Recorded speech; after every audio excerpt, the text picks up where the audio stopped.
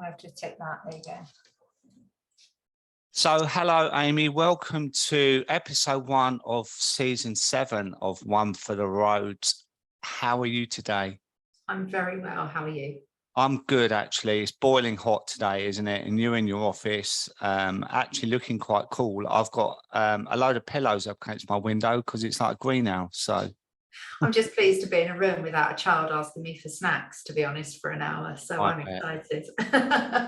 I bet. Well, thank you for joining me. And you recently appeared on the documentary with Vicky Pattison, and we discussed your part in there. And I know, working in TV myself, that you can record for 3 hours and be shown for 90 seconds. So we can talk about that a little bit later on. But as a child of an alcoholic, I thought it'd be really interesting to talk about what it was like for you growing up with your dad, Steve, how his drinking impacted your childhood, and we can go from there. Is that okay? Absolutely fine. Go on then. We let it out. I thought there was going to be a question. No, that was it. It was like, so how was it, basically?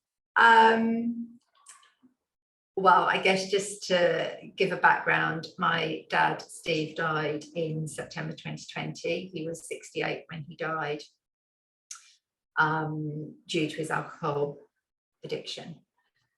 It's really hard to sort of say how was it, because like anybody, there were some really brilliant parts and some not so brilliant parts, and really just I've spent the last 2 years trying to really unpick which bits were good because they were good and which bits were due to his addiction and which bits were just kind of fairly just normal childhood growing up stuff, right? I don't think, when I was very young, I didn't know my dad was an alcoholic. I didn't have the vocabulary, I didn't have the understanding, I didn't really have any comparison. I actually stopped living with my dad when I was about 14, but by then his drinking was problematic. And I think after that, then things really sort of went downhill for him over a period of time. So I would say as a young child, it really didn't have a huge impact on me. Looking back, I can see that there were things that weren't normal, in inverted commas. My parents were very sociable, but he'd always be the one passed out at the end of the night. You know, we were kind of taken to barbecues in the summer. He'd always be the one passed out in a deck chair. And it was what he was known for. And it was funny. And he really bigged up that part of him. And he was a funny drunk at that point. He was absolutely the life and soul of the party. He had just this booming laugh and these hilarious stories. And really, that was okay. I remember waking up quite young, being really scared in the night because I used to think there was a bear prowling the house, and I used to literally freeze in my bed, and I had this whole plan of what would I do when this bear came into the room. And actually I realize now that it was my dad really drunk and snoring. So whilst I say it didn't have an impact, of course there are things it did, but it wasn't a cause of stress for me at that point. And I think then as a teenager, his behaviour did start to deteriorate. And I was very, very, very protective over my dad. I still am. And things worried me then. I still never took it personally. I wasn't really angry because I didn't feel like I was missing out on anything. You know, I'd kind of see him on the weekends. We spoke every day. But he was sort of telling these stories about things that had happened. You know, he'd fallen over and had to have his head stitched back up. And things were happening that I was just really uncomfortable with. And then I guess it did start to impact on my life a little bit, but initially in quite small ways because I wasn't there every day. But for example, at 15, I had to have my tonsils taken out. So my mum took me to the hospital. I had my tonsils taken out that day, and my dad just didn't come. He just didn't come to the hospital to visit me. And he tipped up about 10:30 that night. And he was absolutely paralytic. He'd driven, he'd been out all day on a work do, and he had driven to the hospital and kind of basically just came in and sat in the chair and then passed out. And then I think eventually got up and drove home. And that's quite challenging because, again, I don't think I ever felt second best at that point because that was what I was used to. But looking back, that's really not okay. But I did always have my mum. I had my mum and my brother, and that was our family unit, I guess. Really, they were the people I was with 24/7, and that was a very solid place to be. So it was okay. When you say you stopped living with your dad at 14, did your mum leave him? My dad left, actually. My dad left. With hindsight, absolutely, that marriage would have ended. My mum would say the same. I think it probably would have taken her a little bit longer because I think she would have tried other things, but I think eventually she would have removed us. And certainly that was something that came up in the documentary last week, where Vicky's mum had actually ended her marriage. And it did open up a conversation with my mum, which I'd never really had. And I said, but you would have left, wouldn't you? And you would have taken us. And yes, absolutely. I see that would have been what would have happened. So when he left, did you then start to see that his drinking was worse, do you think? Yeah, I guess just the stories around it, in that I think actually being in a family home at that point, he was working in London and he was going out and he was getting drunk, but he sort of had that boundary of sort of having to come home.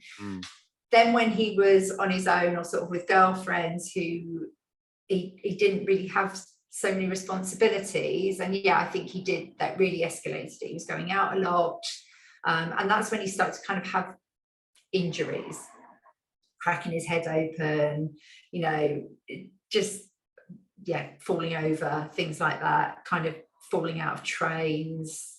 I mean, mad. And he just always dressed them up as being a funny story.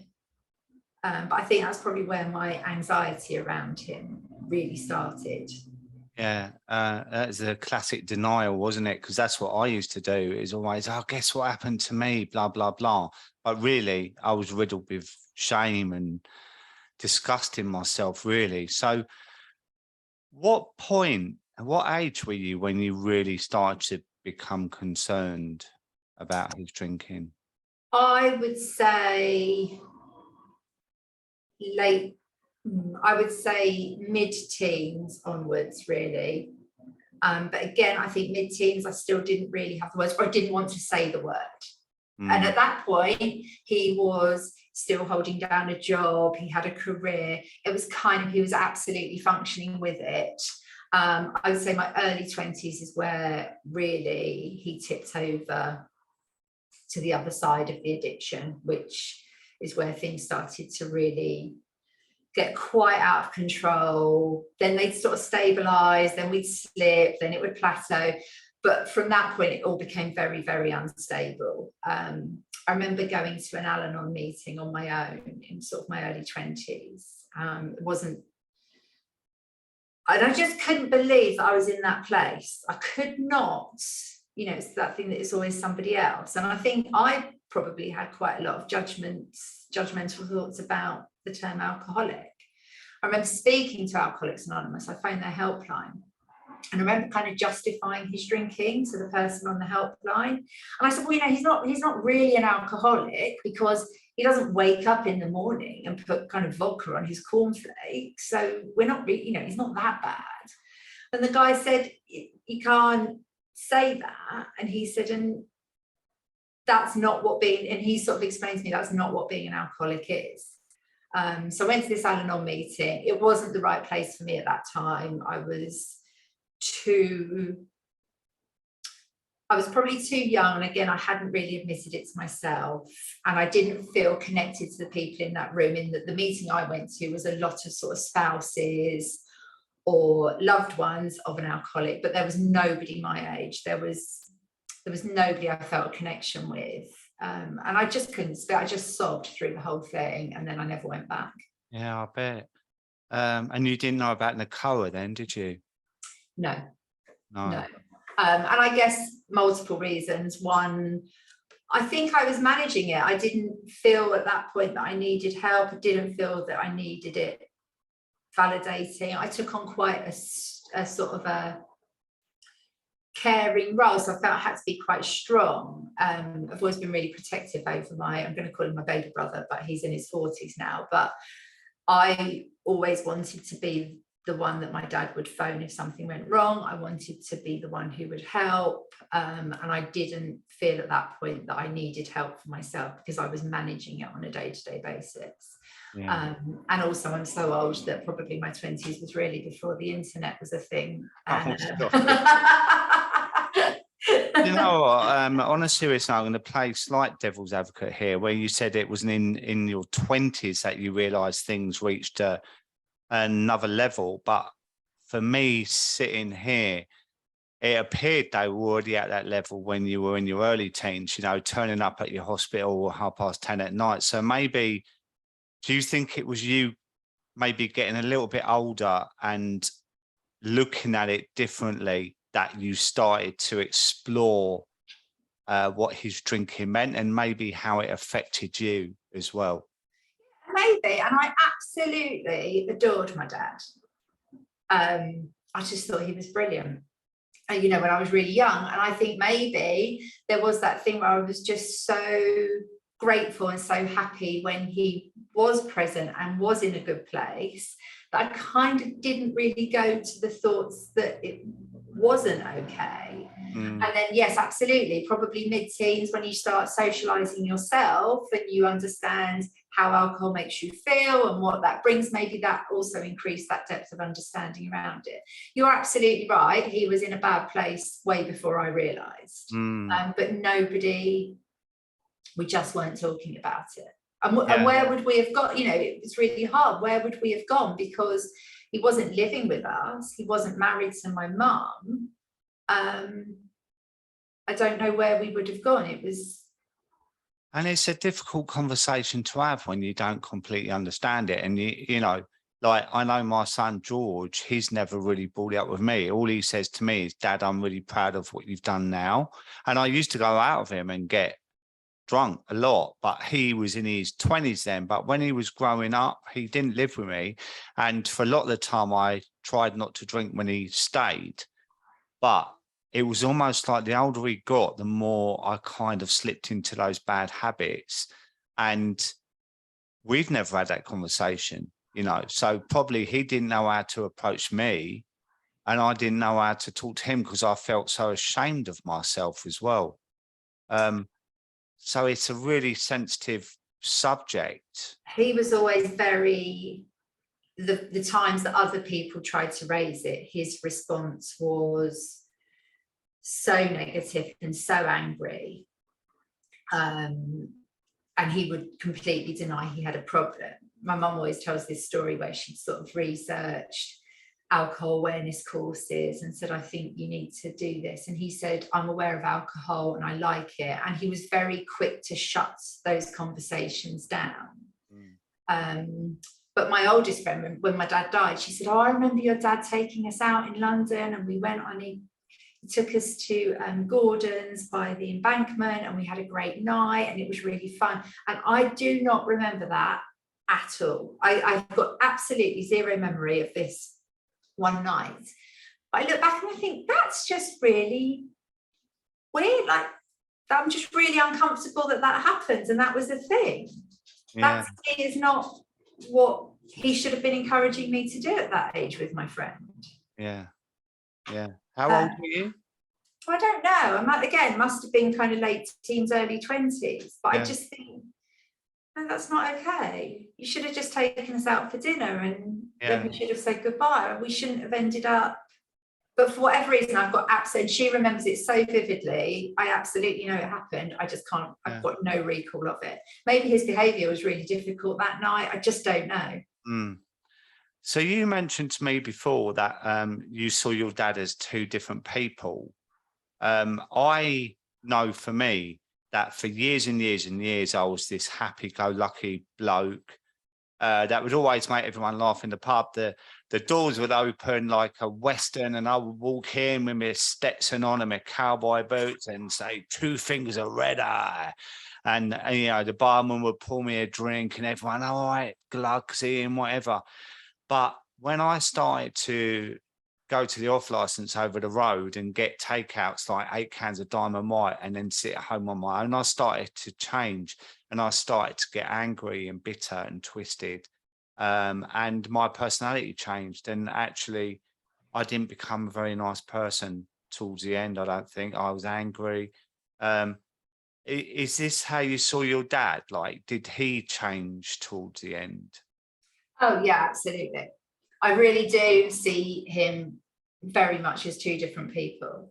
I had my dad from 1978 to about 1996-ish, and then from then on I just had this person who I loved, who I was absolutely related to and very protective of, but we did not have a traditional / normal father-daughter relationship. And yes, he could be disinterested, he could be absent, he could let you down. He was really angry, and he'd say some really unkind things about other people who I care for deeply. He was disinterested in me, in my husband, in my children when I had them. I mean, he absolutely loved my children, but he just didn't have it in him to really have any form of relationship with them. He loved the idea of having them, of them being present. He loved the idea of having these grandchildren, but when he actually saw them, he just couldn't engage with them. He couldn't have told you a thing about them. He could have told you their names and how old they were and that he loved them. He couldn't have told you what year they were at school. He couldn't have told you what the name of their school was. Anything like that, really. It would never have occurred to me to say, oh, the kids have got a nativity play, do you want to come and see it? He just wasn't present in that way. Neither of them, neither my real dad or the other guy, neither of them ever admitted to having an addiction. You know, I heard my dad say once, well, I think I'm an alcoholic. But after that, it was always, you know, I'm managing it, I'm moderating, I'm doing this, I'm doing that. Yeah, I can relate to that. Well, to be honest, I still don't like the word alcoholic. I don't like labels. How does it feel for you to be as we say, a child of an alcoholic? How do you identify to that? Is it something you don't feel comfortable with, or? I actually don't mind labels if they're helpful. I can understand, and obviously every label has a stigma around it, doesn't it? So one of my children has recently been diagnosed as having ADHD, for example, and we really battled with that. Is that a really negative label we're attaching to a child? But actually it's been incredibly helpful in our situation for him, and kind of understanding it. I think alcoholic is a negative term for a lot of people, with a lot of judgments attached to it. But the reality is I am the child of an alcoholic, and so it doesn't bother me at all. And I actually find it it's a huge part of my identity that I'm not going to deny. And it gives me an affiliation with other people who've experienced it. Because if I stood I couldn't sit here talking to you and go, yeah, no, I had a dad and he liked to drink, because that doesn't help other people. Look, the reality is my dad was an alcoholic and I'm his child. It is what it is. And there's no judgment on me. It's not my fault. No, I love that answer. I didn't cause it. I didn't. And it's a difficult question, I suppose, but do you wonder how things would be for you if you wasn't a child of alcoholic? Like, would things look different, do you think, for you? Has this shaped you? I mean, absolutely it has. There's not one area of my life that I don't think has been impacted by it. Again, that's really hard for me to say whether that's a negative or a positive. I don't know who I am without having had an alcoholic dad. But the same as I don't know who I am without having my mum or my brother or my husband now or my kids, because they're a huge part of who you are, aren't they?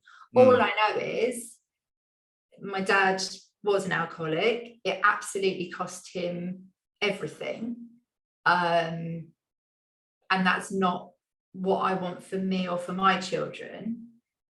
Yeah, it has every kind of anxiety, everything I get stressed about, everything that worries me or I get angry about. But also there's a lot of things I'm very, very calm about, because when bad things have happened to you, you absolutely do get a handle on what's important and what isn't. Absolutely. And it seemed like a bit of an obvious question, but, you know, I sometimes ask myself the question, I wonder how I would have been if I didn't drink a bit in the early days, you know, but it is what it is, isn't it? And you have to deal with the cards you're dealt with. So moving on to the documentary, there's been a lot of media coverage around the Vicky Pattison documentary about her dad. And I made my views clear on my Instagram last week about what my reaction was to that. And how do you think that went? Because you were on it for 90 seconds to a couple of minutes or whatever. And as I said previously, like with TV editing, you probably filmed a lot more. So was there any more that you wish you could have talked about in that documentary? Yeah, I mean, we had a really, really long chat, the three of us in that room. And I think there's a connection between children of alcoholics. There's so many unspoken things that you just absolutely get. And actually what's really, I find always really helpful is kind of feeding off, oh, do you do that? Do you panic if somebody doesn't come home when they say they will? Yeah. And really kind of gauging what is sort of for want of a better expression, a hangover of being the child of an alcoholic. Which parts do you all do? Because you want to normalize some bits that you question, don't you? She was lovely. She's obviously very, very upset. And she's still in it, right? She's still absolutely in the thick of it. And I have,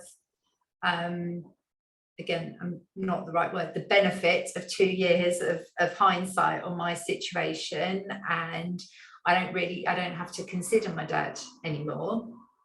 So I can focus really on what it means for me. I can say things that I would never have been able to say while he was alive. And my family really support the fact that I'm doing this and I feel able to. So I think that's really difficult, isn't it? Again, there's so much negative stigma around the word. I think it was very brave. I think certainly I would never have been able to have those conversations with my dad while he was alive. I would never really have been able to sort of actually even say my dad's an alcoholic in front of him. It's just sad. I don't think from my perspective her dad is ready to enter any sort of recovery. I didn't get that sense. He reminded me a lot of my dad, actually. You know, kind of knows it isn't okay, but isn't really making the noises that suggest. Yeah, that's what I got. I sensed extreme denial.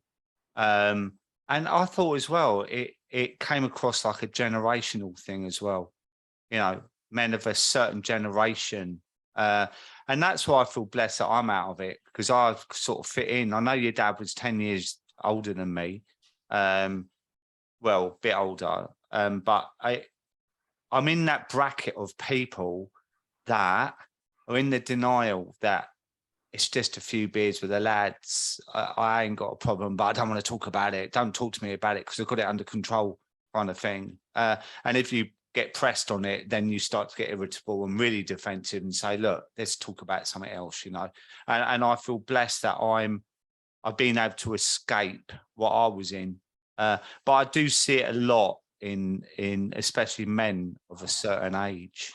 Oh, absolutely. Where would my dad realistically have gone for help? Because mental health issues were not talked about in that generation. It was absolutely a sign of weakness. And also as a guy, sort of an older guy on his own, where was his social life going to come from? Because he'd lost all his confidence. I see it now. He had no confidence.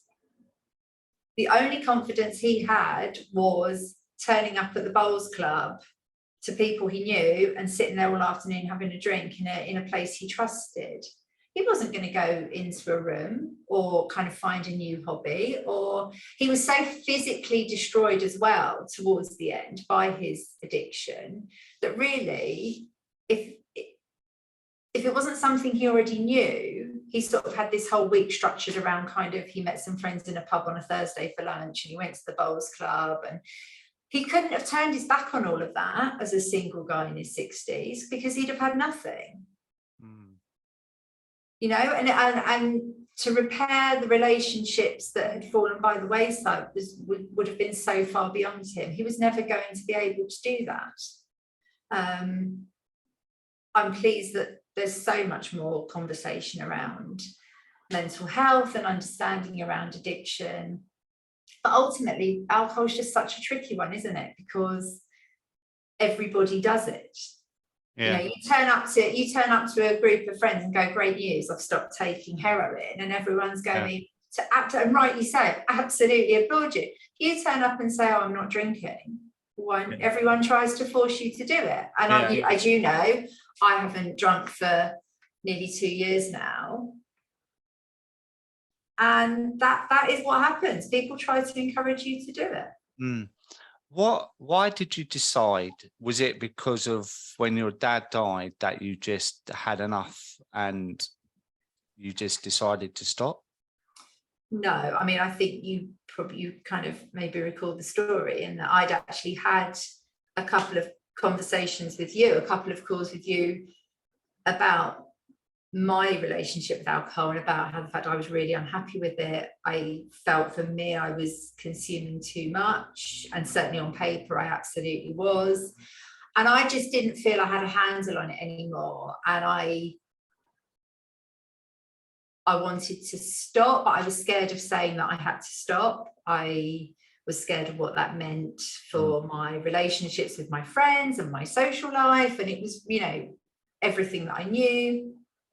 So I think we'd had 2 calls maybe, and then my dad died, and I remember texting you and just saying, and I think the first call we had, I hadn't even really talked about my dad because I didn't really think it was a thing, and it was only when we'd kind of sort of got a bit of a connection, I said, well, there is something I probably need to say. Yeah. I had a very complicated relationship with drinking. Yeah. Because I had I felt it was becoming part of my identity. And then there was always that thing, oh, you're really funny when you're drunk. Or you're really, I'd got really uncomfortable with how I felt about it. If I went out for dinner with friends, I would definitely drink the most. I'd be the one ordering another bottle of wine. And if somebody else was pouring themselves some from a shared bottle, I'd almost be watching how much they were having, because I was quite jealous that they were maybe having a bit more than me. I'd got to a point where I definitely would have I'd got into like a bit of a pre-drinking mindset. And I was just really uncomfortable that I never seemed to be the one who could stop at one. I went on a girls' holiday the summer before my dad died, and 4 of us would go for lunch and they'd get a bottle of wine, and then that would be it. And I'd be thinking, well, hang on, where's the rest? And I'd go for dinner and the food would have been of absolutely zero interest to me. If someone would pour me a glass of water and I'd ignore it, I was just becoming increasingly uncomfortable. But I was, obviously I've always had a very heightened sense of what drinking is. But I'd also put in all these things so that I could say that I wasn't like my dad. So I didn't drink red wine because my dad drank it. Or I put in all these sort of weird sorts of safety measures that just were to reassure me that I wasn't turning into him. It's really fascinating, this conversation, and you know, flip it on the other side is like, I drink because of my dad, or I drink because my mum was an alcoholic. You know, is there any part of you that believes in that theory? No, I've never looked into. My dad firmly believed there was a genetic link. I don't really know what I think. Maybe there is. I've never really looked into it. All I know is that I was fortunate enough to realise that his behaviour had absolutely impacted my relationship with alcohol, and it was something that I didn't want to carry on. But again, I was, you know, I'm in a very fortunate place where I'm sort of very settled and I've got a lovely family, and I felt able to do that. And maybe if my life was different at that point, I would have, you know, kind of carried on down a different path. And I've had nothing but support for not doing it. Yeah. I know how amazing your husband is, and that. And when you reached out to me, I didn't mention that in the beginning because I didn't want to go on about how fantastic my sobriety coaching is. But there's a plug. But at the end of the documentary, when you watched it at home, what was your takeout at the end of it? For me, and obviously everybody watches these things for a different reason, don't they? And I was very much watching it as the child of an alcoholic. What is this going to tell other children of alcoholics who are struggling with this? My takeout was that you can have some really open conversations with fellow COAs. Absolutely. They will completely understand what you're coming from. And actually, it's really fun to be in a room or to be with somebody. And, you know, I've said it to friends who are struggling with this. There's nothing you can say to me that I haven't thought myself about my dad in the past. There is you can say whatever you like. There is no judgment, because it is a special type of conversation when somebody gets that. I guess what I wish I'd had the opportunity to highlight more is definitely from a Nacoa perspective, is they work around the idea of the six C's, and they have been so important to me, because there are still times 2 years on, age 44, where I am completely overwhelmed that I ended up the child of an alcoholic with a dead dad who died because he couldn't stop drinking. I can't quite believe sometimes that I sit here and say those things, because those are the things that happen to other people. And for such a long time, I didn't admit it. But certainly from a Nacoa point of view, the 6 C's, you didn't cause it, you can't control it, you can't cure it, you can make choices to protect yourself. Those are things that I repeat over and over again in my head. I didn't cause it, I couldn't control it, it wasn't my responsibility to make him stop. That's really, really important, because I spent a lot of time thinking he could be able to stop, thinking he was weak for not being able to stop, thinking it was my job, thinking that if I lived closer, if I'd been kinder, if I understood it more, if I enabled it and maybe encouraged him to cut down, if I told him I'd never see him again if he didn't stop. And that runs through. And actually, none of those things would have made the blindest bit of difference. And I completely understand that. And that's where that message is just so, so important. It's not your fault. You can't control it. It's not your responsibility. You can make choices to look after yourself. And I suppose that goes across the board as well, doesn't it? For partners of as well.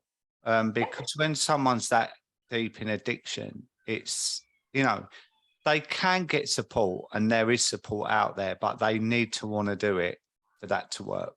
Yeah, one of the most powerful things I've seen recently was the Will Young documentary about his brother, where he actually said, the last time I saw my brother, I hit him and told him to leave my house, and that is okay.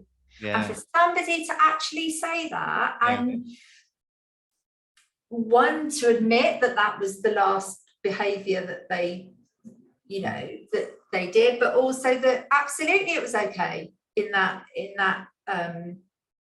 moment for him to behave like that. 100%. And I bring that up a lot. I was so proud of Will when he said that, because you have to draw the line sometimes. And, you know, like Vicky's mum left her dad, and you could almost see, well, this was from my perspective, that she was almost emotionally detached from it because she had had so much life experience around it that when she left, she detached. And that's harder for a child of an alcoholic, isn't it? I imagine, because I don't think you can you? And certainly from my perspective, I would not have wanted my mum to remain married to my dad. I would not have wanted that for her or for us. I have never wanted that. It was not her responsibility, the same as it wasn't mine and my brother's responsibility.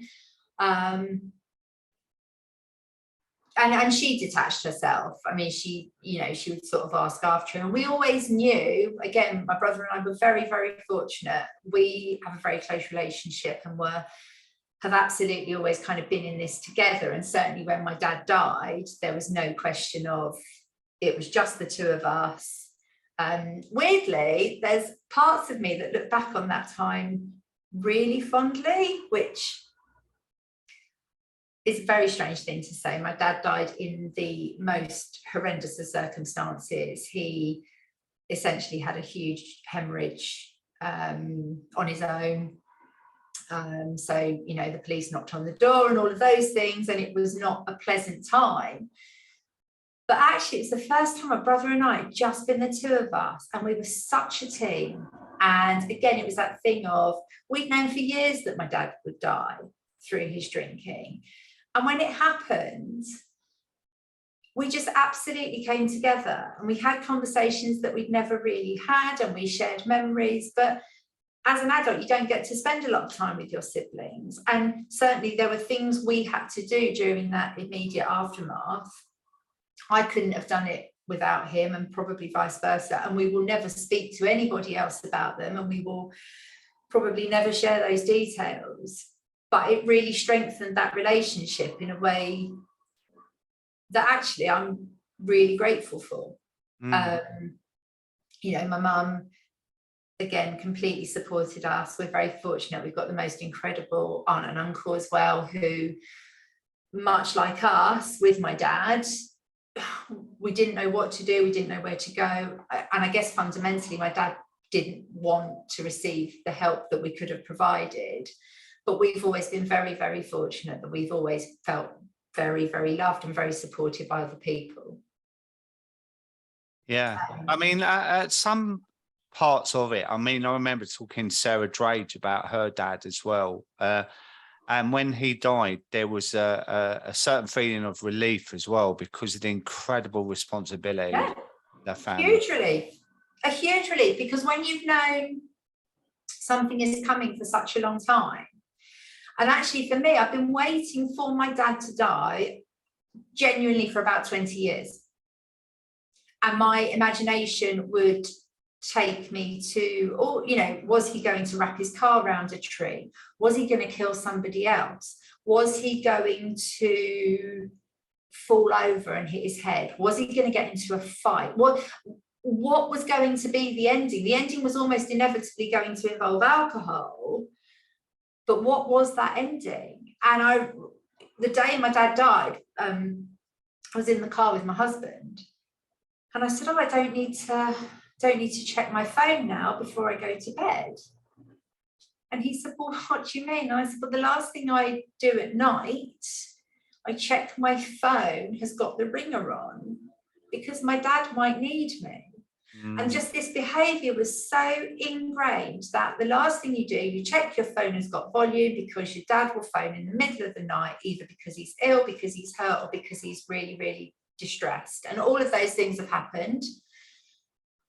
And that was within hours. And I went, oh, I don't have to do that anymore. There's a huge sense of relief in a lot of which is horrible. It would have been his 70th birthday in June. And there are lots of times where I wish he was still around, and I wish I could have those conversations, and I wish things had been different. And I do miss it. I mean, you know, no one wants their parent to die. But my life is less stressful now. And I can really focus on what's important. And actually, this was always going to be the conclusion. And now I kind of have those answers. Yeah. And going through his stuff, I have a lot of answers about what it was like for him, because we could never have that conversation.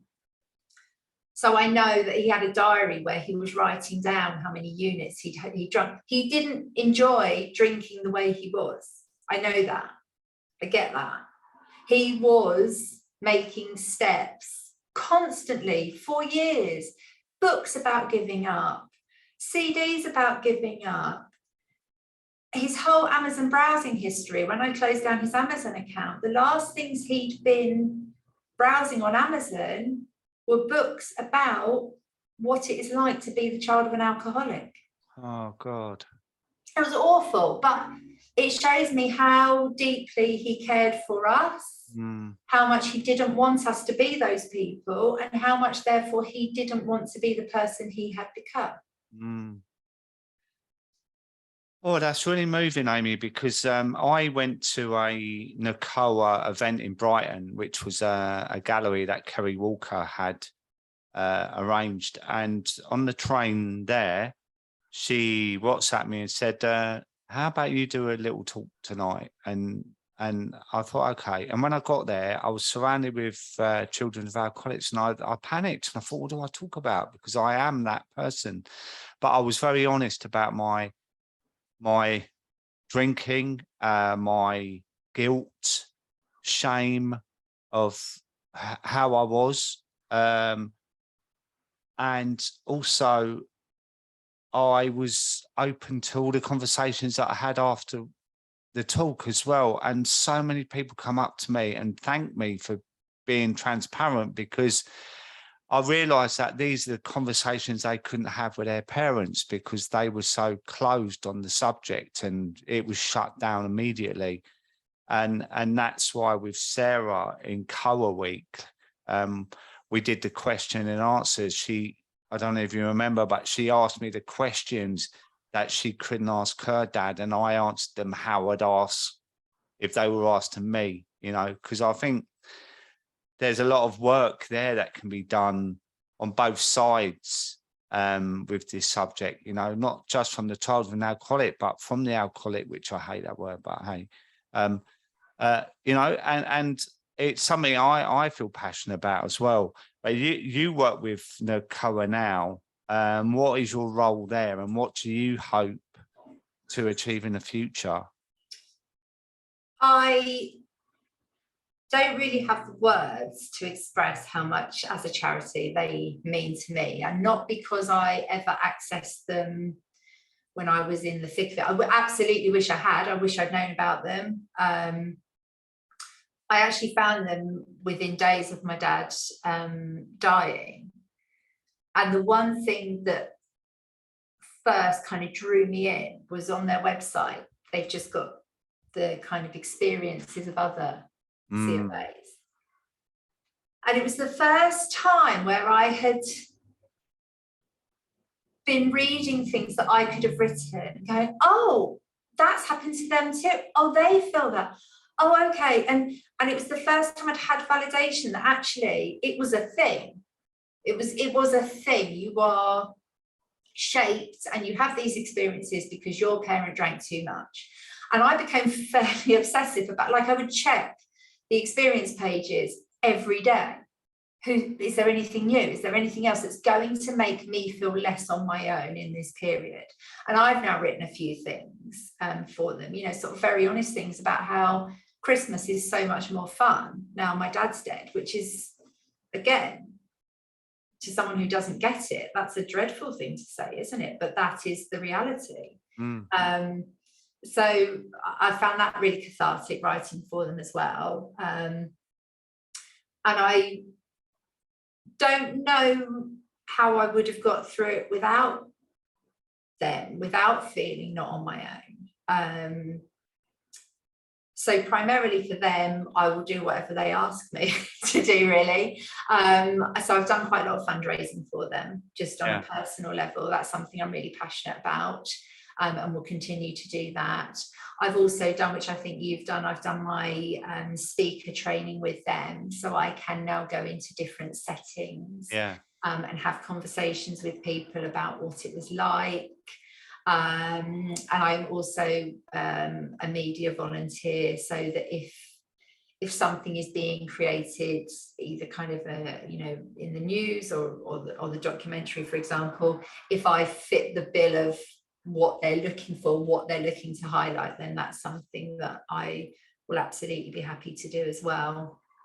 But just locally, kind of within my community, I've just been sort of, you know, very vocal about the fact that this is why my dad died and this is what it was like.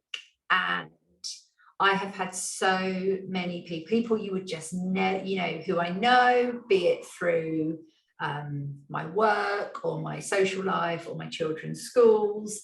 I have had people I just would never have guessed in a million years. Can we have a chat? And either because they grew up like that, or because their children are now growing up like that. Yeah, I can relate to that. I was on a train the other day, actually, heading back from Cambridge, and I think my accent is quite recognisable, like a market boy from Croydon. There's nothing wrong with, as you know, I'm Croydon, nothing wrong with that. There's many amazing people from Croydon. Anyway, I got a message on my Instagram about an hour later from a lad that went to the college in Hertford that I did a talk with Sarah Drage. And he did mention my accent. He said, "Oh, I can recognise your voice anyway." He said, "But I will say that when you did your talk, it really hit home for me. And since then, I've really reduced my drinking quite a lot, in fact. And also, there were some people that came up to me at the college to ask how to approach their parents as well, you know. So we plant these seeds, don't we? And we don't know where they're being scattered, but they do make a difference. And I think, like, conversations like we're having today, people who listen to this and relate to you, reach out to you, reach out to Nacoa. People might not even know who they are, and they do now. You know, I'll put everything in the show notes. And it's steps forward to change, isn't it? It's like we have to have these open conversations. And I suppose as well, for me, it's being a man, I'm 58 now, is that other men can hear me talk openly about my story and how I've got out of it is important for me as well, because I'm an advocate for talking about mental health and being open, that it's okay to be vulnerable in these conversations, you know? Yeah, absolutely. And I've had some meetings with one of my kids' schools about working with them going forwards as well. So I'd sort of had a conversation with a lot of the pastoral care staff there. And I just said, you would never have known, if I had been a pupil at this school, you would never have known that I was struggling with a parent who had an addiction. I wouldn't have told you because I would have been scared of what you would have thought of him. I wouldn't have wanted to have my every move touched, you know, kind of watched, and I wouldn't have wanted anybody interfering. Equally, there was no reason for anyone to interfere, and I actually had a very stable, you know, and well provided for household. So there would have been that as well. My dad would have been absolutely furious if he'd have known that I'd even had that conversation or attached that label to him. But also I didn't have, again, like we've said, I didn't have the words at that age to say that this wasn't normal, because it was normal for me. And you're absolutely right. I think the key things are normalizing the conversation, and for people to understand that it doesn't just happen to them. And there are so many amazing people, and there is Nacoa, and there are all these things out there to support them. And actually, one of my kind of proudest moments from the last 2 years was actually my son, who was in year 5 at the time, so kind of 9, 10, they were doing a PHSE lesson, and it was about drugs and alcohol, and he felt sufficiently empowered to stand up in front of his class and say, my granddad died because he drank too much alcohol. Wow. So his teacher had told me. Yeah. And I genuinely, that for me is one of the most incredible things that has happened, because the kids in his class might have then gone home and said, his granddad died because he drank too much alcohol. That then highlights to the parents that my dad was an alcoholic. So I don't know if they're in, but again, it was normal. It is what it is. I'm not going to ever lie about it. But for them to feel that nobody will say anything or judge them for that is incredible. And that is absolutely how it should be. Yeah. Amen to that. And before we go, you're sober now? I am. And how has life changed for you? It's just taken a huge amount of stress away from me. So the things I was worried about, or my friends won't invite me out, or how do I get through how do I get through these things without it? They just weren't a thing when it came to it. And you were brilliant, and you'd put in, because I think my big thing was, well, I can't just sit there. I can't just say to everybody I don't drink anymore. That's madness. And they're going to be really angry with me because I'm really fun. And it's such a part of who I am now. And I remember you saying, well, just say you're giving up for a month because you've overdone it in the summer holidays. We just come back from a really, really boozy holiday in Italy with friends. And you said to me, well, just say you kind of hit it too hard in Italy and you're having a month off. And then at the end of the month, you say, well, actually, I'm sleeping better and I don't look quite so haggard, or, whatever you want to do. But actually, why do you need to put a label on it and say, I don't drink anymore? Which I just had never thought of framing it in that way, because I think I knew I probably needed to give up drinking permanently. I just didn't want to admit it. And then, of course, 2 weeks later, as we've discussed, my dad actually died. One, I got through that without turning to a bottle of white wine or a bottle of rosé, so that was good. So I think if you can get through that, that's a huge test, isn't it? But I guess now, why would I? Because I'm not, you wouldn't I wouldn't have a glass of wine now and feel great about myself 2 years down the line. And I also now know that I wouldn't be the person who would go back to having a glass of wine. Yeah. I would go back to where I was, which was a place I was not comfortable with. Yeah. Yeah. And I would never talk about what I was drinking or how I was drinking, because all you can ever say is, I personally was uncomfortable with my relationship with it. I'm not here to tell somebody, well, you shouldn't drink that many units or you shouldn't drink that. Yeah. I was in a place where I was unhappy and I was uncomfortable, and I have been fortunate to turn that around. And now it's not a thing. I'll go to places where I haven't met somebody before and I'll just say, I don't drink. And actually never has anybody said, why not, or questioned me. It's just not what I do now. And really, why should they? Well, yes, but that was one of my fears. Yeah, I'm going to have to justify my behaviour. Yeah, but we do, like what you said earlier, if it's heroin or smoking, or I'm on a diet, or I'm doing this, I'm becoming a veggie, like, oh, brilliant, I'm giving up drinking. What's wrong with you? Do you know what I mean? And this is why we're trying to break the stigma down of that, because it's ridiculous. And the more people I get involved with in life, the more I realise that it's not so much a thing now. People of all ages and different social groups are stopping drinking. So it's all going in the right direction. And the other thing before we go, I was going to say about your 2 years is the fact that your children as well are growing up with a mum that doesn't drink, you know, so you're present all the time. And, you know, it's so important for them as well. Yeah, I mean, don't get me wrong, I'm still not going to win any awards. They still really annoy me. I still shout, I still swear, I still lose my temper. And it hasn't made me a paragon of in any way, shape or form. I didn't lose any weight. Like, you know, those things. But I'm not stressed about it. It's just nothing that concerns me now. It just isn't. But I had got to a point where there were things I was doing that my children were witnessing that I remembered seeing with my dad.